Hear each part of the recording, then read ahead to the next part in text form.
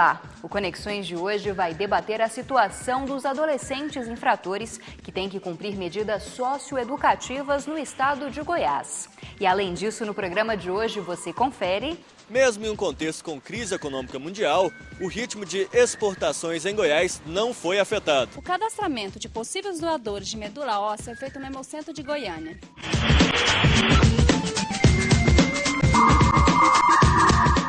O Conexões começa com uma ótima notícia na área da economia. O estado de Goiás apresentou um aumento de 30% nas exportações no primeiro bimestre de 2012 em comparação com o mesmo período do ano passado.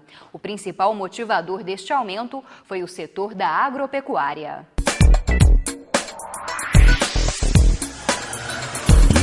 Apesar da crise econômica mundial, o ritmo de exportações em Goiás nesse primeiro bimestre esteve em um acentuado aumento. Segundo os dados da Secretaria Estadual de Indústria e Comércio, a exportação dos produtos goianos no período citado trouxe 380 milhões de dólares para o nosso estado, quase 100 milhões a mais do que no mesmo período do ano passado.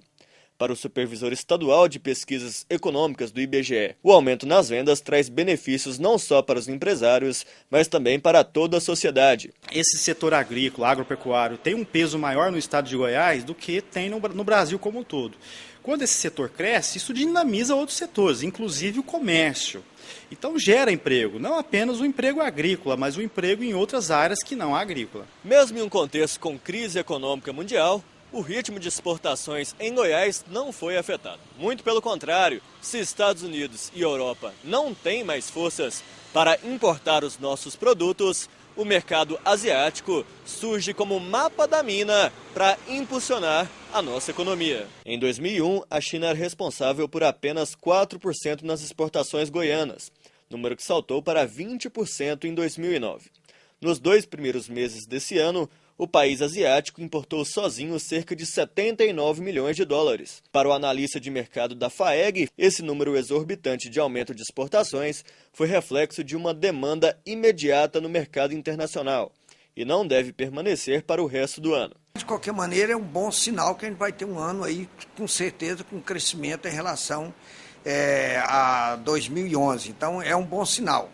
Então nós acreditamos que pelo menos aí, talvez não chegando nesses 30%, mas eu acredito que aí uns 10%, 15% a gente vai ter crescimento, principalmente na soja, talvez um pouco no milho e em carnes. Para o analista, apesar dos bons números que estão sendo obtidos para o setor, muito dinheiro ainda é desperdiçado pela falta de infraestrutura e precariedade na logística de transporte.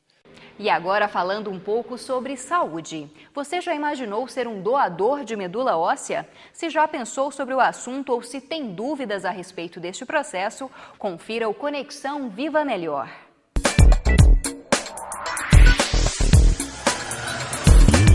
O transplante de medula óssea é um tipo de tratamento para algumas doenças como a leucemia e o linfoma. Essa é a única esperança de cura nesses casos. O hospital em Goiás que faz transplante de medula é o Hospital Araújo Jorge. E ele faz transplante só de doadores aparentados, não faz de doadores não aparentados. A doação é feita a partir de célula óssea, existente no sangue de um doador, que pode ser um parente do paciente ou não. O cadastro como doador de medula vai ser colhida apenas uma amostra do sangue periférico, uma punção venosa normal, né, em que vai ser retirado 4 ml. Aí vão ser feitos testes de compatibilidade e esse resultado vai para um banco nacional, né?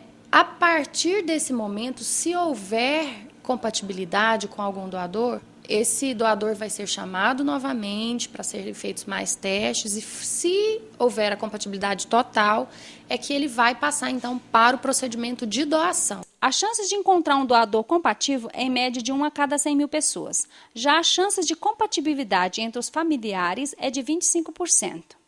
Para ser um doador, a pessoa interessada precisa fazer o cadastro como voluntário nos hemocentros. É muito importante que seja mantido atualizado os dados cadastrais, para facilitar o processo de doação em caso de compatibilidade. Hoje, o Hemocentro tem 100 mil doadores cadastrados, né? E o Banco Nacional, como eu disse, tem em torno de 2,5 milhões, mas ainda assim é muito pouco, porque nós temos mais de 2.000 pacientes que necessitam de transplante, e como a chance é muito pequena, a gente precisa ampliar ao máximo o número de doadores. Então, é uma atitude lógica, né, que a gente tem que ajudar as pessoas, né, se precisarem, né. O cadastro para possíveis doadores de medula óssea pode ser feito no Hemocentro, que fica na Avenida Anhanguera, no setor Coimbra. O Hemocentro fica aberto das 7 horas da manhã às 6 horas da noite, de segunda a sexta-feira.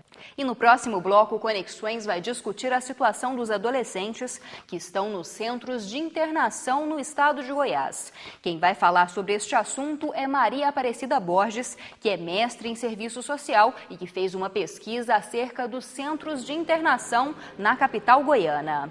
Não perca, é depois do intervalo. Mas antes, você confere o que as pessoas pensam sobre os adolescentes infratores. Para reeducar essas crianças, primeiro eu acho que essa escola, ela tem que vir também para dentro de casa. Esse ensinamento tem que ir junto com a família. É relembrar eles as regras, os valores de antigamente, que ficaram perdidos, né, na cidadania.